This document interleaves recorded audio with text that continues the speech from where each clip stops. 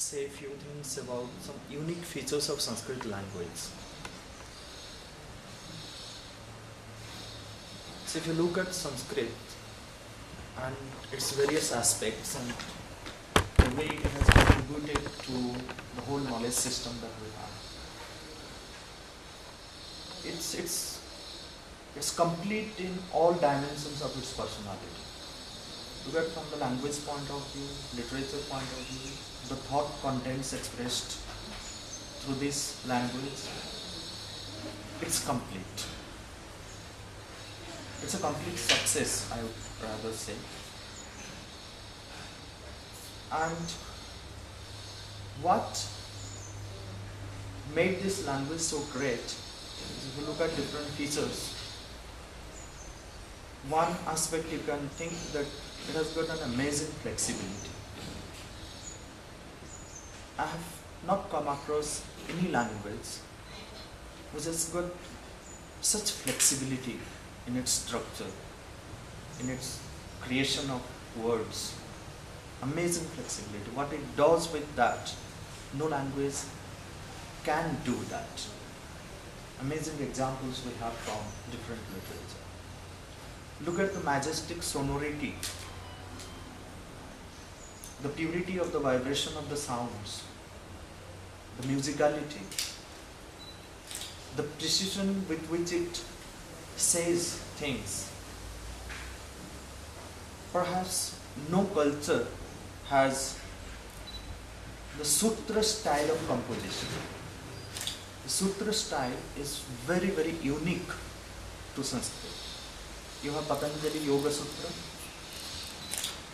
So precisely, so in such a compact manner, it expresses so many things. I'll give you one example of sutra style. Panini, who is considered to be the father of Sanskrit grammar, he has given us the grammar of Sanskrit, very systematized grammar of Sanskrit. And he deals with, let me tell you one more thing before that. Do you know when the first English dictionary was published? It was published in 1604 from London, and it had a very long name, also a short name. Table Alphabetic is the short name of the dictionary. The first English dictionary of that we have from London, 1604 AD. And the entries were 2650 or something like that. First English dictionary, and today you have the latest edition of Oxford Dictionary. It contains nearly 22 lakhs of entries. And Panini, in his Ashtadhyayi, has given a list of root sounds. So this is what we will be going to deal more with, the root sounds. So how the different words, different vocabularies that you have in Sanskrit, they come from different root sounds. So what are those root sounds and how the words are formed, I will be dealing a little later. But to tell you the story, like how precisely things can be expressed through Sanskrit and how unique is the sutra style. So Panini has given a list of approximately 2000 root sounds as a part of Ashtadhyayi. He has appended that list to Ashtadhyayi. It's not even 2000, approximately 2000 root sounds. And can you guess how many words can be derived from these approximately 2000 root sounds? It's 2 million. 2 million. Okay, say 2 million. A statistical study made by me shows that we can derive 300 millions of vocabularies, 300 millions of vocabularies following the rules given by Panini, the whole grammatical tradition. 300 millions of vocabularies from approximately 2000 root sounds. This is the wealth of vocabularies And Panini is giving a description of all these 300 millions of vocabularies in his grammar. And can you guess how thick will be Panini's grammar book? Ashtabdhi. It's not many volumes. It's just if you print it on A4 size paper, you need 20 sheets of paper. 4,000 compact sentences he has. Approximately 4,000, not even exactly 4,000. How could Panini achieve this? That he is giving the description of 300 millions of vocabularies and he is writing a grammar for this description, and it's a complete grammar, you can say, both for Vedic and classical Sanskrit, which contains 4,000 compact sentences. These are called sutra style. It's amazing how the sutra works. I'm not going deep into that. I'm just presenting what are the different features, the uniqueness of this language. The rhythmic pattern, the musicality. The moment 99 percentage of literature in Sanskrit is in poetry. In poetry, you cannot think without chandas.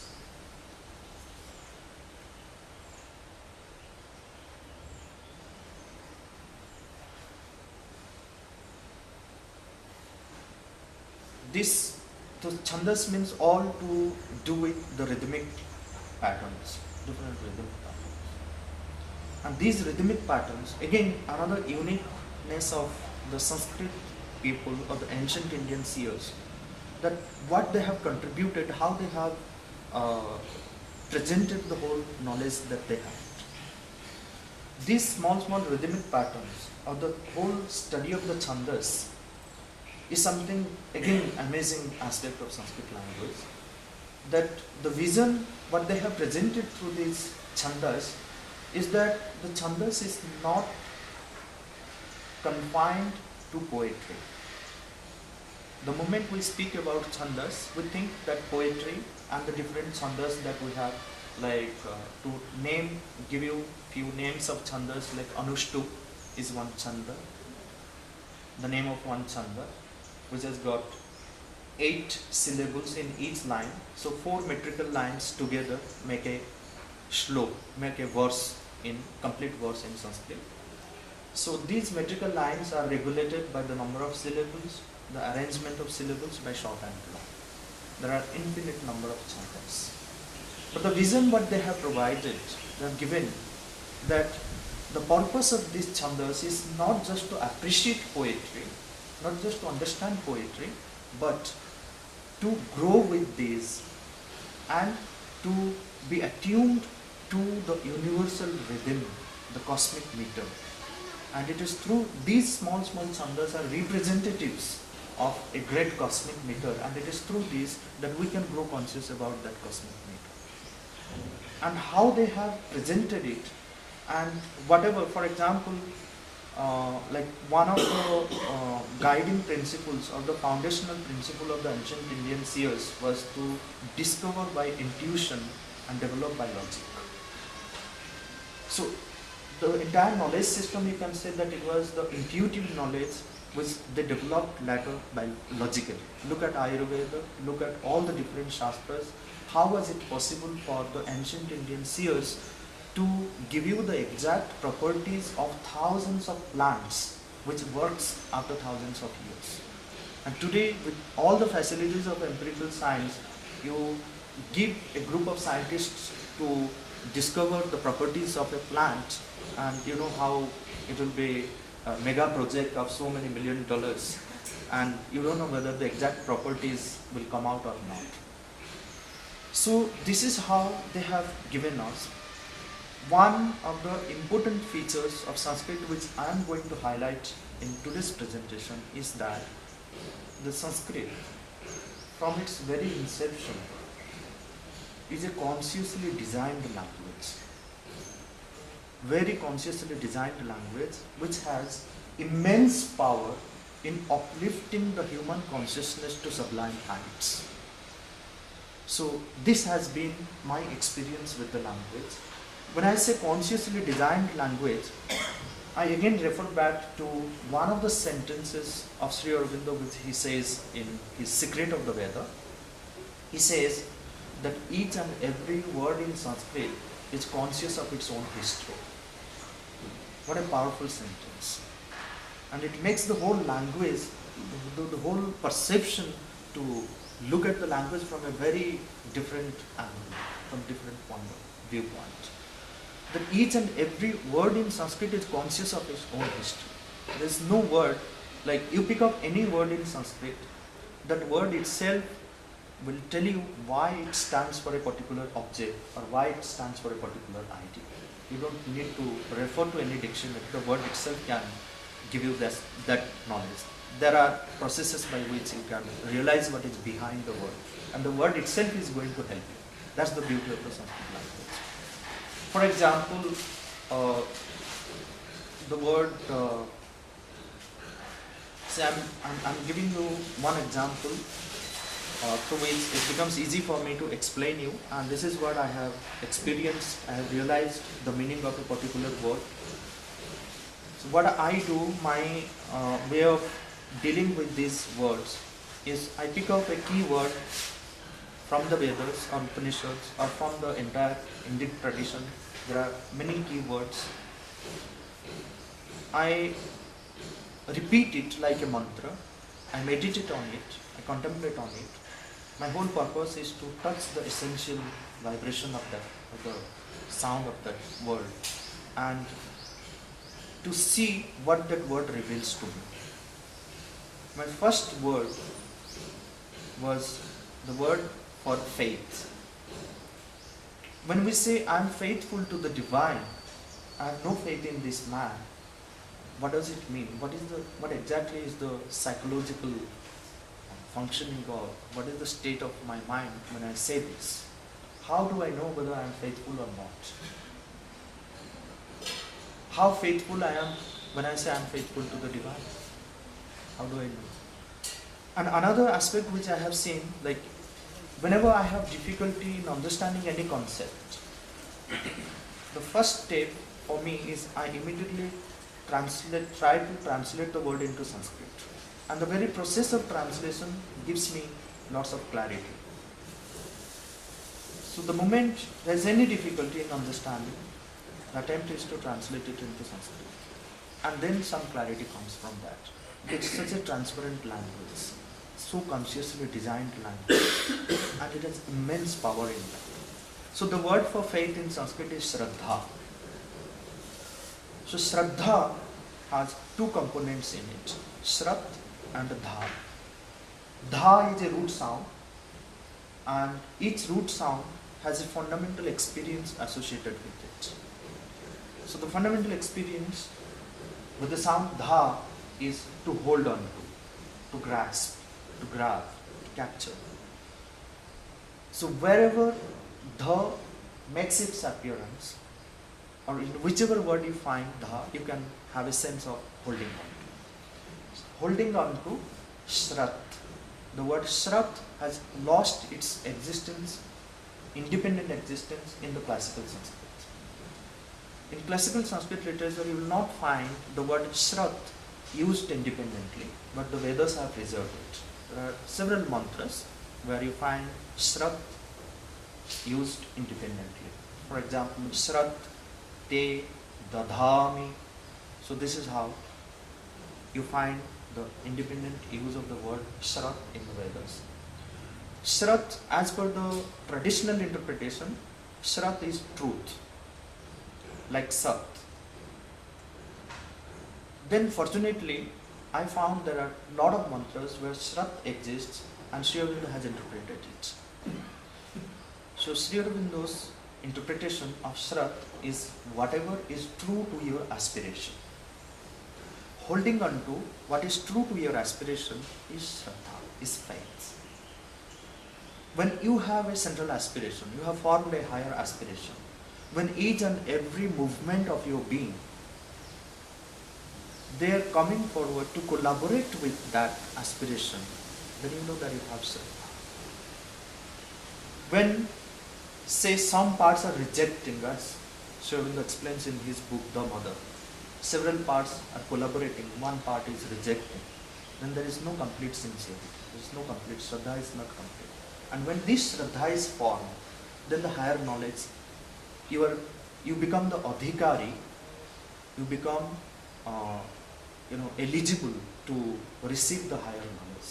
That's what you find in lots of Upanishads. When Nachiketa in Kathopanishad, he demands this higher knowledge from Yamaraj, and Yama is giving him, showing him lot of, he is cajoling him that you take this, you take that, you take the entire wealth of the earth. Whatever you ask, I'll give you, but don't ask for this knowledge. Then Nachiketa says that the Shraddha Avivesha, the Shraddha has entered into me, and I am adhikari to get this knowledge. So Shraddhadhanaya Mahyam, he says that I have this Shraddha in me, so you can't deny this higher knowledge to me, so please give me, because Shraddha has entered into me. Then Yama is pleased and gives this higher knowledge. So this is how the Sanskrit words are formed consciously from the various root sounds. What are these root sounds? How the words are formed? How the different meanings enter into a particular word. Sometimes if you turn the Sanskrit dictionary, you'll find that one word sometimes has more than 100 meanings. More than 100 meanings. The same way that you can see that when there is an object, the same object is referred to by so many words. It's not like any other language. For example, in English you have got water. And in Sanskrit, if you look at, Sanskrit gives you 30 different words to express the sense of water. But then sometimes you say that why so many words? These synonyms, or it's not exactly synonyms, we call it paryaya shabdas. All these words together, they refer to one object. But this referring to one object, it doesn't mean that they just refer to the physical object, but they give you an understanding of the total experience with that object. For example, like fire has 34 different words in Sanskrit. And if you analyze each and every word, so it tells you one aspect of that object, one quality of that object. It is as if 34 different people are looking at fire and having 34 different experiences, and each one is giving a name to his own experience. This is how it works. The synonyms are not redundant in Sanskrit, and the varieties of experiences of one object expressed through these synonymous words. Coming back to the root sounds, you have the words.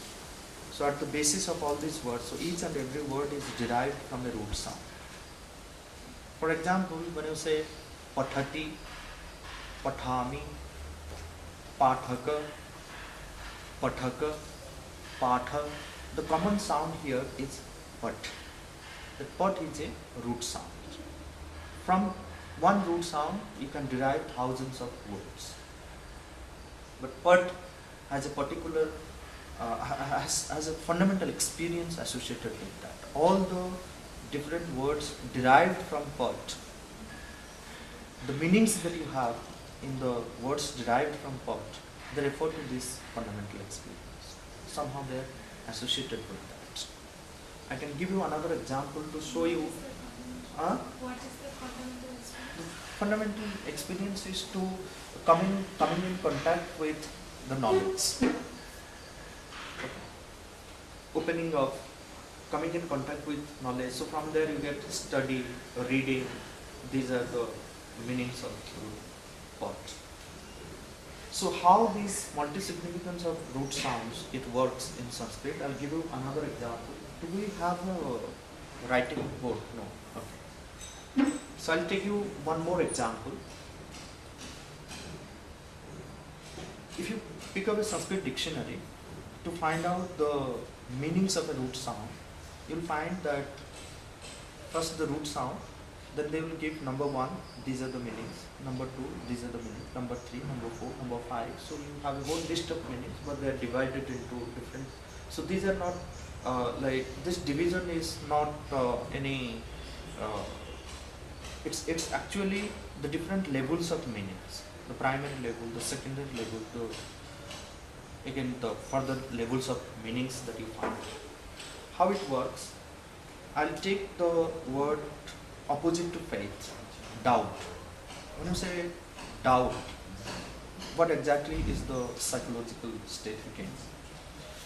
There are several words for doubt, but one of the words, the Sanskrit, very prominent words expressing the sense of doubt is sandeha. Sandeha. So it's again has got two components. San is a prefix and deha is the other word which is that prefix is joined. Deha also refers to body. The human body is also called deha, like sharira, deha. But then here again you start doubting what connection the body has with doubt. Why the Sanskrit people have chosen the word deha and they have added the prefix sam to mean doubt. So the first doubt comes here. And then you have to understand what exactly is the root meaning of deha. Why among many meanings of the word deha, why body is one of the meanings. So we go back to the root sound. The root sound is di, D-I-H, di is the root sound. The primary level of meaning of di is to gather, to collect, to pile on. Okay. So now you have to go from one level of experience to another level of experience, to another level of experience. And it's only through an experiential mode that you can understand the logic behind these different levels of meaning. Now see, you all are sitting there, I am standing here, and we decided to gather pile of things. There was nothing here. We all have a common interest in books. There was no book, so you all brought books, I brought books. Then we started piling up books. So where does this experience of piling up, gathering, where does it lead? What other ideas that you gather from this experience? There was no book. 1, then 2, 3, 4, 5, 50, 100. So what is the experience? It started growing, increasing. So now you see, from gathering, the second level of meaning that you find in the dictionary is to grow. The primary level is to gather, to collect, to pile up. Second level of meaning is to grow. What happens when things grow? To which other experience it leads? There was nothing here, something has grown in between. Now what's the experience? That you can't see me, I can't see you, because something has grown in between us. So this growth leads to the experience of covering, concealing. So to cover is the third level of meaning in the dictionary of root di. Now this became the most popular meaning for di. So deha, there are two different interpretations. The traditional interpretation takes the primary level of meaning. It says that body is called deha because it is a collection of flesh, blood and so many other elements. My interpretation of deha, based on the third level of meaning, which means to cover, so body is just a cover which conceals the soul within. It works like a cover. And some prefix, the experience with some is that it's exactly like the English word SUM, sum total. So it refers to totality, integrality, perfection, togetherness, oneness. So this is the experience with sum. So sam deha is a perfect covering. In a state of doubt, our consciousness is completely clouded or partially clouded. And in a clouded consciousness, you cannot see the reality. Confusion, groping in the darkness. So someday. So this is how, when you go through an experiential mode, you can find out the logic behind the different levels of meanings and how the Sanskrit people so consciously they have designed, they have created the words, they have designed this entire language. So this is how it works. So now again you see di, it is a combination of say 3 different sounds. It has the sound the, it has the vowel sound e, and it has again another sound ha. But each sound, what Sri Aurobindo says that each sound, and also like it is available in the Tantric tradition, it is available in the Vedic tradition, that each sound has a fundamental experience behind it. The whole structure of Sanskrit alphabet that you see. So in that alphabet, it has 48 basic sounds, and these are the fundamental sounds of the humanity, the basic sounds of the humanity. And each sound, each fundamental sound here in the Sanskrit alphabet is considered to be a seed sound. And from these seed sounds comes the root sounds, the primary root sounds. Then you have the secondary root sounds, the tertiary root sounds, several other root words. So this is how the language develops very naturally, following the natural laws of the development of language. Sanskrit has grown, and what we have in the form of Vedic and classical Sanskrit. So this is the structure, this is the form that we have, and what we gather is a very consciously designed language, and whoever comes in contact with this language, tries to learn it consciously and uses it consciously, can experience the profundity of this language. It's not that anyone who is coming in contact with this language or anyone who is studying Sanskrit can experience that. The whole purpose has to be, it has to be a conscious process. If you are using it consciously, then definitely you can come in contact with the different experiences and the profundity, the majestic, the majesty of this language. So what are the different fundamental experiences that are associated with the seed sounds? So I'll give you the examples of few, say, vowel sounds, or 3 basic vowel sounds. So the presentation which I have here,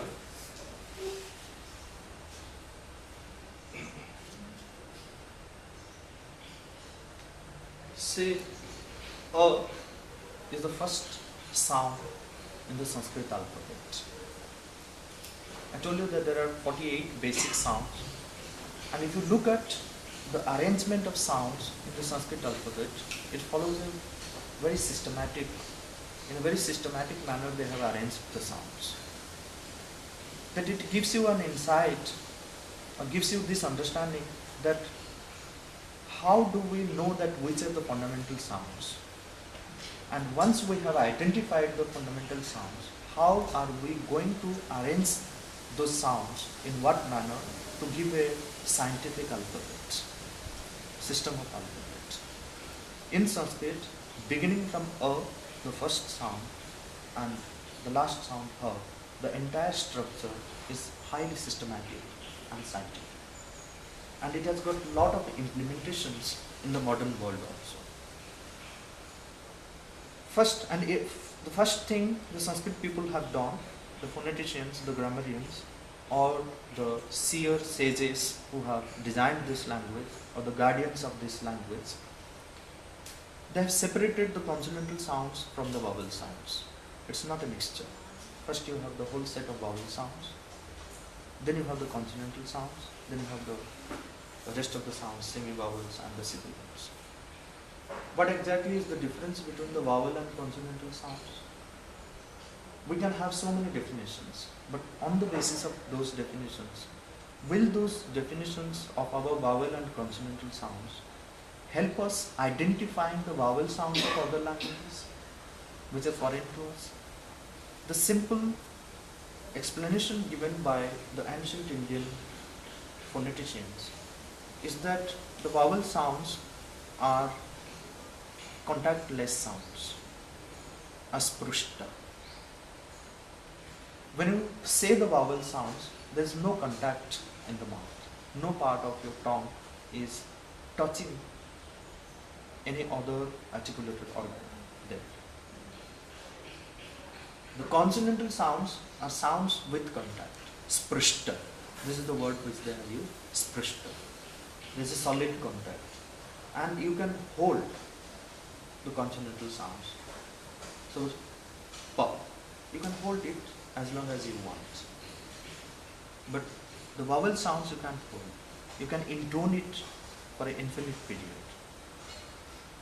You can lengthen it, or e, and sing it. The consonantal sounds are again what they have said, what the tantric tradition says, what the Vedic tradition says. The vowel sounds are the spirit, the soul. Unfortunately, it's the Tamil language which has preserved two terminologies for the vowels and consonants. So the vowel sounds in Tamil, they say it is Uir El. Uir means prana, the life, the soul, the spirit. And May El. May is the body. So the spirit and the matter. The semi-vowels in Sanskrit are called antastha, in between. This is in between the matter and the spirit. That's why in tantric tradition, when they have these bija mantras, they say that all these semi-vowel sounds, they represent the elements. The elements between matter and the consciousness. Matter and the spirit. So, yara lava. And again, like there in the tantric tradition, ha represents the akash element, the ether. Ya represents the vayu element, the air element. Ra represents the fire element, Agni Tattva. And Va represents the water, Jala Tattva.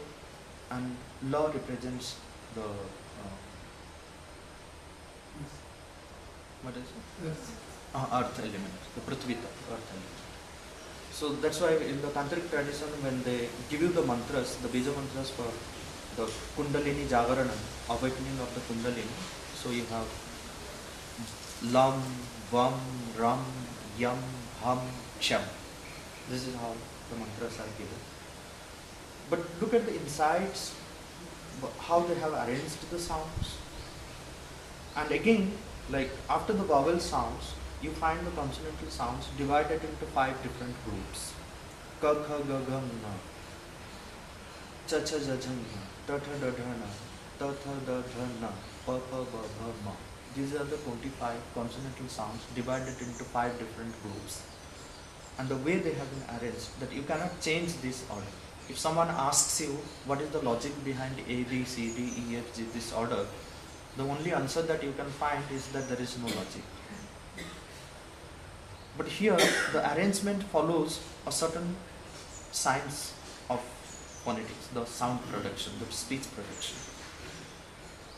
The first group of sounds are produced from the throat, and that again is the first possible position of the obstruction of the air. Sound is basically the translation of the air element.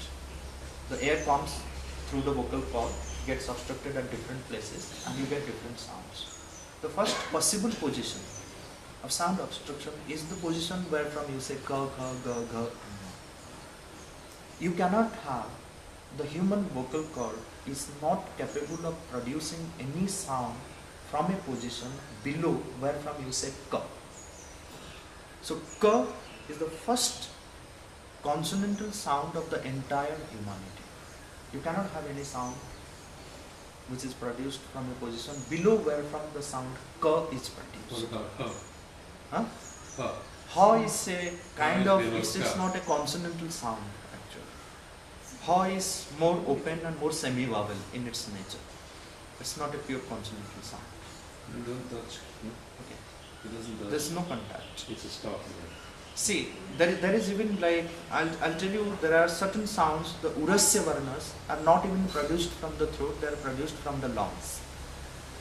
Okay. So I'll give you some I examples of would this. call that an articulation. Huh? I would call it an articulation. Articulation, okay. It's the lowest articulation, Okay. but it's not the lowest stop. You're right. We can say that.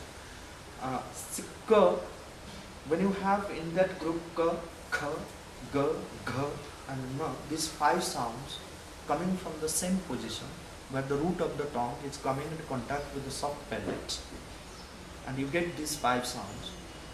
So how do you get 5 distinct sounds from the same position? Then you have to look at the intraoral pressure that takes place and what changes the sound k to k to g to gha. It's basically the same sound. And when you say k, minimum air is released. The same sound with the same force, with a little more release of the air, it turns to k. So k has minimum breath, k has maximum breath. And these two are hard sounds where the vocal cord is tight. It doesn't vibrate. You lose the vocal cord, soften the sound. With minimum release of breath, it becomes g. With maximum release, it becomes gha. Now so far, the nasal cavity is blocked. Now you open there and pass the air through the nose, it becomes nga from the same sense. And when I look at this alphabet, I recite this alphabet from this angle, what I have experienced that this entire system of alphabet that we have has an inbuilt system of pranayama. That you can, like it for me, like by releasing minimum breath and maximum breath, again minimum, again maximum, again channelizing the breath both through the nose and the mouth, it is as if the whole alphabet is breathing by releasing minimum and maximum air. And it makes a certain kind of pranayama. And that was the secret behind the recitation of the Bija mantras. So then this sound, why I say this ha is more of the semi-vowel nature. There are 2 kinds of ha sound in Sanskrit. So that those 2 kind of ha you don't find in the Sanskrit alphabet as it is presented in the normal language system or language study. You find it in Panini when he is preparing his Ashtadhyayi. The first thing that you see in Ashtadhyayi is 14 rules where he has captured all these sounds in a particular manner. Ayun, Rudru, Aom, Ayoj, Hayavarat, Learn, Yamangananam, Jhavan, Ghadadash, Jabagadash, Khapa Chata Tacha Tav, Kapar, Shasha Sar, Ha. These are the 14 rules which is the basis of Panini's technique. And here he has captured all these basic sounds. There you can find Ayun, Runduk, Aom, Ayoj, Haya, Varat, Ha, Ya, Va, Rat, then Learn. So he puts Ha in the semi-vowel group.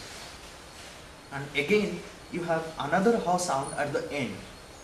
So the end, what you have the Ha sound, that is more what is said like the lowest articulation with more pressure, but the Ha sound which is there along with Yara Lava is more like when you put like each vowel sound has a corresponding semi-vowel sound.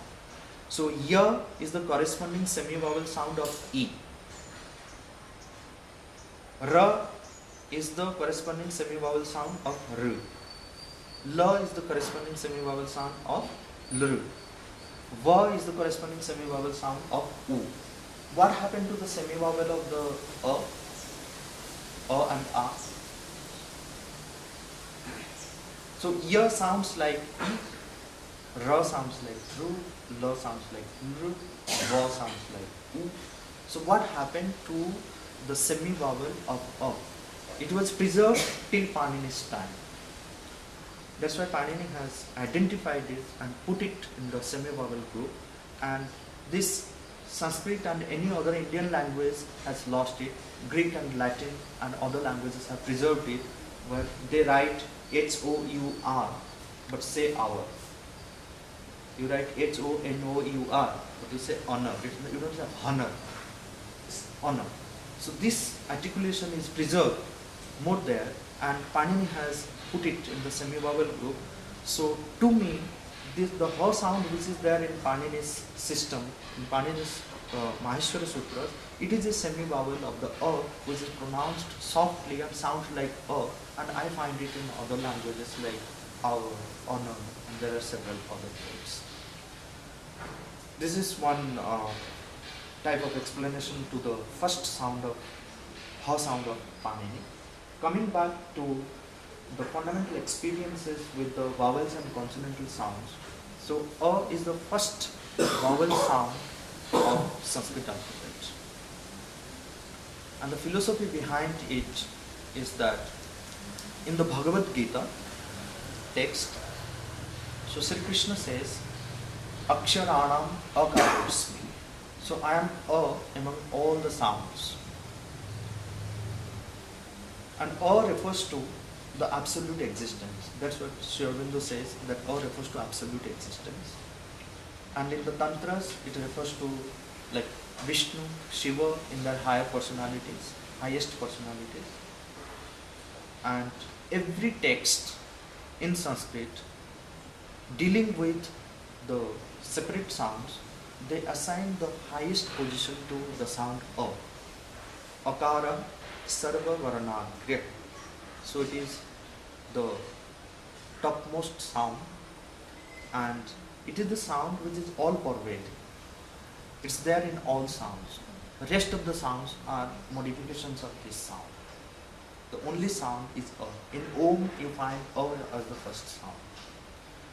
For rest of the vowel sounds, like when you say A, when you say E, whatever other vowel sounds, you have a matra, you have a sign by which, suppose you want to write Rama, you put Ra and a matra, you don't write Ra and A and Ma. You put a matra, that's the symbol which is assigned for the sound A. You put the Ra sound, R sound, and that symbol, it becomes Ra. So each vowel sound has a matra, but A doesn't have matra. You cannot recognize by any symbol the sound A. If you want to say Ka, which A is there very much inherent in it, but no symbol has been assigned. The purpose is, the philosophy behind it is that it's the sound immeasurable. The matras are to measure, so it cannot be measured. It cannot be confined to any matra. It cannot be measured. So there is no measure, no matra, no symbol for A. It's all pervading. It's throughout in all the languages. Without it, there will be no language, no speech. Absolute existence. These are the different meanings that you find in the Tantric tradition. Mere initial being, creative of space, the infinite, void, the unmanifest, the changeless, pure light. These are the fundamental experiences that is there behind A. Each vowel sound has a long form of it. A, the long form of it is A. So what do these long forms do? Sorry to interrupt you. This infinite the proper attribute of this A, does it have anything to do with why it doesn't have the semivowel? Why? No. That's not true. It can have semivowel. No. Her is the semivowel. How is The unmasculine, the silence. Silence. Oh. so, I mean, so that's what I'm saying, that difference of this Yeah. with other vowels, does it have anything to do with the I absolute? don't think. There's a point here, but I don't think that could be the reason for not having a semivowel. But A had a semivowel. So now, see A and the long form of the vowels, what they do, suppose there is a primordial force behind the short vowels, the long form of it, it extends that energy, it intensifies that. Now A is absolute, pure existence. If it is infinite, in the absolute sense, it's infinite, it's unmanifest, but A manifests it. It's infinite in a manifest sense. A is absolute in unmanifest sense. But in a manifest sense, A is also absolute but manifest sense. That's why you have the word Atman. It's infinite, but in a manifest sense. So each individual soul is called Atman. That's why it begins with A. A is creative of space, Then you have Akasha. Then it refers to like A is Sat, the pure being, the initial being, Sat. Then it also refers to the delight, Ananda in its long form. So if you analyze like the word beginning with the sound, so why it starts with A, why it starts with A, why it starts with this, then you can find the logic behind it, right? The philosophy which is given, the explanation which is given in the Tantric tradition. The same way, E refers to the relative existence. The relative existence, the second sound is A. You can see the expansion, manifestation, the Shakti, the expansion of the energy, and at a physical level also it is the same thing. Like with A, you can lengthen, it's more relaxing, more releasing. E is relative existence. Does it also not, is it not also used as the negative? Yes, sense? negative answer. This is a very good question. Like in Sanskrit, you find if you want to negate a word, you use the word ka. That's what is the nature of absolute. Absolute is, it's called Paratkara. And in Tantra, they have used a word Anutta. There is nothing beyond it. This is from this the sense of negation comes. When you say Rupa and you add Arupa, it is beyond form. Okay, so negation is nothing but beyond. Beyond. So this is how the negation is.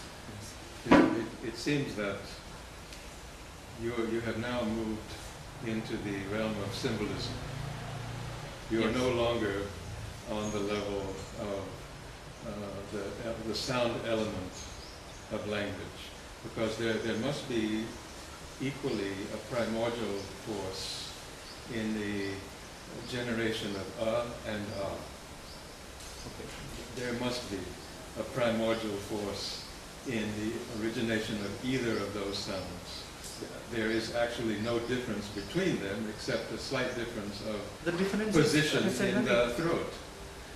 No, at a physical level it is that, but at a deeper level, like all the primordial force behind all is, it refers to that absolute existence. This is symbolism though. No, this symbolism. This is not No, no. anymore the Okay, so at a element of language level, at a practical level, you find the extension in all the different meanings of these words. You find this sense, and like the negation sense, in the use. you find it in the use. In the way it's used. Yes, the way it is used, you find the same meaning. That's the point.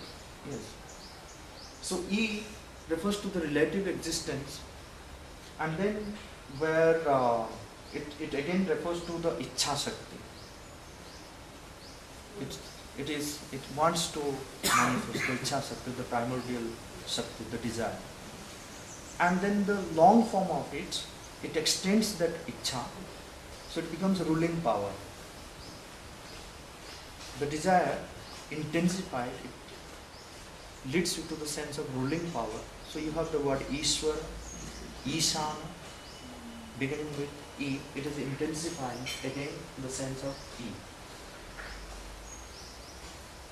Intensifying will, Ichha into ruling power, the creative will in its extension. Coming to U, it is a pervasive existence. So at the E level, for example, like you had no house in a new place, you are looking for a house to find out where you can where you can take shelter, where you can settle. So it is seeking to occupy space is at the E level. At the U level, you have occupied the space.